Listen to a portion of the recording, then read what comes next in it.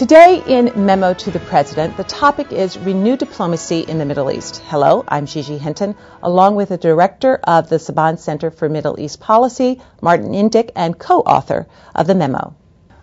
Martin, you write in your memo to the President that the Middle East is going to require the President-elect's immediate and prolonged attention. Now, there are a number of factors there, but let's start with what's going on in the Middle East, which is very much defined by what's going on in Gaza. Yes, Gaza, the conflict there is going to require the President's immediate attention because it's so hot. And it's not just that there's a conflict in which Palestinians and Israelis are dying, but because the Palestinian issue is such a hot issue that it inflames the whole region. So the first thing he's going to have to do is get a ceasefire in place, stop that fighting, and then use that as a springboard to launch an initiative designed to resolve the Israeli-Palestinian conflict. He said he has wanted to do that. During the campaign, he made it clear that he wanted to do that. But that desire has now turned into an urgent necessity. Okay, now you also write about Iran that this may be the President's most pressing and vexing problem in the Middle East. Why is that? The clock is ticking on Iran's nuclear program. By the end of President Obama's first year in office, Iran is likely to have enough stockpiled enriched uranium to be able to put that through again and reprocess it to highly enriched uranium to have enough for a bomb. It has the other components of a bomb, or is believed to have, so that essentially it will have crossed the nuclear threshold in the first year of President Obama's term in office. And that is a game changer, as he has said, for the whole region, because it can set off a nuclear arms race, it can provoke an Israeli preventive strike, so he's going to have to focus on trying to head that program off, and we recommend that he engage with Iran in an effort to try to convince them that their interests are better served by avoiding going nuclear. You also write that the administration, everything that the administration wants to accomplish in the Middle East is contingent on stabilizing the situation in Iraq. The situation that President Obama will inherit there is fragile. We've just seen another over 100 people killed in suicide bombings in the last week. And even though he has a commitment to draw down those American troops, and we believe that can be done, it's going to have to be done in a gradual way that ensures that the stability, the hard-won stability, is not sacrificed, because if that situation blows up, then it's going to have a kind of ripple effect that will reinforce all the other dangerous tendencies in the region and make things even more complicated and difficult for him. Martin, each of the countries we've discussed has its own particular set of problems, but you say still there are at least 4 or 5 underlying issues that thread the countries together. Basic problems in the education system in these Arab countries. And what we're arguing here is that at the same time as he focuses on the immediate issue of a Gaza ceasefire, the larger issues of 3 initiatives that we think he should launch on the Israeli-Palestinian track and the Israeli-Syrian track to try to move the Arab-Israeli conflict towards a comprehensive solution, and try to head Iran's nuclear program off and draw down the troops in Iraq, and do all of these things simultaneously at the same time.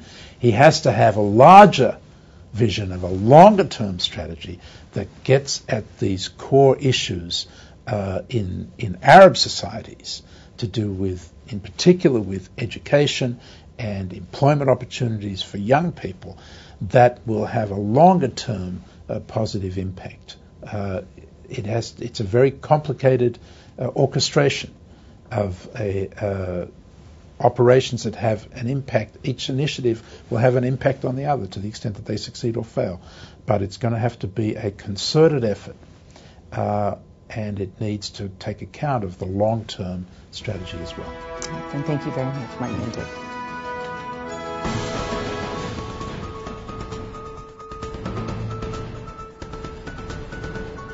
I think President Obama, in trying to deal with the Middle East, has got to change the definition of terrorism. The expansive definition of terrorism today has made it almost impossible to properly deal with the issues there. I believe that there's a need for some hostilities to be stopped. That hostility should be brought to an end. And the Israelis and the Palestinians should know that they can live together as one. The Mideast is a complex nation with a long history, and we've been there a long time, and it's not going to be solved quickly. And that's what I think. Hello, I'm Ron Nesson with Brookings Senior Fellow Steve Hess, author of What Do We Do Now? A workbook for the President-elect. Steve, part of your book is devoted to the Oval Office. Of course, all presidents do their work in the Oval Office. But no, sir. Not all presidents. Well, tell me about that. Okay. The president has to decide whether he wants it as a ceremony for a symbolic office or a work office. Now, remember, I served at the White House under two presidents. One used it for his work office, and the other used it for his ceremonial office, and actually went across the street to the executive office building. So Eisenhower worked there. He didn't even bother to change the carpeting from Harry Truman. He just went in and started working. Nixon, on the other hand, used it when prime ministers and heads of state and others came. And then otherwise, he walked across, as you know, that gated street, West Executive Street, up the stairs on the outside, into a room which I think was EOB 108. And there he settled in, could take off his shoes, unbutton his tie, and get to work. So it is an interesting question that Barack Obama, if he chooses, has to make one of his first decisions. What does he use the Oval Office for? Well, the president I worked for, yes. Jerry Ford, he used the small office just down the hall from the Oval Office as his work office. Yeah. But talking about Barack Obama, now he will have some influence on the Oval Office because he will decide what portraits to hang in the Oval Office. Indeed. More than that, the portraits and other paraphernalia. Oh, Jack and the Kennedy, desk remember, also. put all sorts of family things around it. He was very comfortable there. But, of course, there is the question of, do you want a presidential portrait? You don't have to. Eisenhower didn't have one. Kennedy had maritime scenes. He was the great sailor. But most presidents have chosen George Washington. Even there, you got a lot of choice. You can have George Washington in uniform, George Washington out of uniform. You can have George Washington from the waist up, George Washington just the picture. I would assume, I'll go out on a limb, and I'll say that Barack Obama is going to have Lincoln. I would guess that's right. That's right. Now, another choice he has in the Oval Office is what desk to use, because there are a lot of historic desks, aren't there? There are indeed. There are 4 desks that previous presidents have used that he could pick. Now, by the way, he could bring his own desk. Lyndon Johnson brought his own desk. Again, I'll go out on a limb, and I say he's going to use the desk that John Kennedy used, which is called the Resolute desk.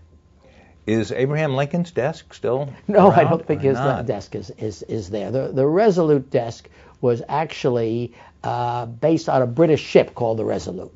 And it got stuck in the ice up in Newfoundland. And then Americans later pulled it out, sent it back to Britain. When it was decommissioned, Queen Victoria was so grateful that she took some of the lumber from it, and made it into a desk. It's a beautiful desk. Remember, it's the desk that there was a famous picture of John Kennedy sort of going through it, because it's a partner's desk, meaning that you could sit on either side of the desk. And John would get under the partner's side. Exactly. Yeah. Exactly. Now, there's a great view from the Oval Office also. Yes, indeed. You look out over the South Lawn, and sometimes I would walk out there and watch Eisenhower practicing his golf swing.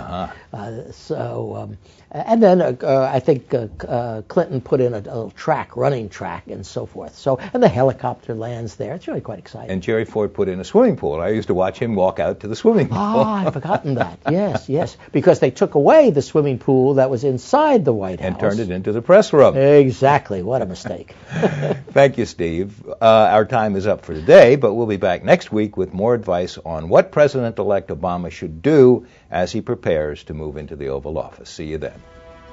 Be a part of the presidential transition.